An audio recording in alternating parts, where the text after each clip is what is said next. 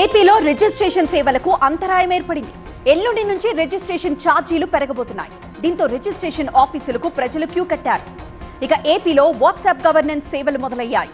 ప్రస్తుతం 161 సేవలు అందించబోతోంది సర్కార్. ప్రభుత్వ సేవలు ఎవరి ప్రమేయం లేకుండా అందుతాయి. రెండో విడతలో 360 సేవలు అందిస్తామన్నారు లోకేష్.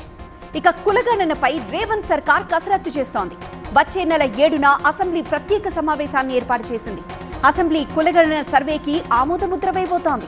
ఫిబ్రవరి 5న కేబినెట్ సమావేశమవుతోంది. స్టీల్ ప్లాంట్ బలోపేతంపై దృష్టి పెట్టామన్నారు కుమారస్వామి. ప్రైవేటీకరణ ఉండదన్నారు కేంద్ర మంత్రి. క్యాప్టివ్ మైన్స్ అంశాన్ని కూడా పరిశీలిస్తామన్నారు. సెయిల్లో విలీనం, సొంత గన్లపై తర్వాత నిర్ణయం తీసుకుంటామన్నారు. మరోవైపు చంద్రబాబు అధ్యక్షతన ఎస్ఐపిబి సమావేశం జరిగింది. 15 ప్రాజెక్టులకు సంబంధించిన పెట్టుబడులకు ఆమోదముద్ర వేశారు. 44,776 కోట్ల పెట్టుబడులకు గ్రీన్ సిగ్నల్ ఇచ్చారు. 20,000 ఉద్యోగాలు కల్పించే ప్రణాళికల్ని సిద్ధం చేస్తున్నారు. ఇక రేపటి నుంచి పార్లమెంట్ బడ్జెట్ సెషన్ ప్రారంభమవుతోంది. సభ సజావుగా సాగేందుకు సహకరించాలని కేంద్రం కోరింది.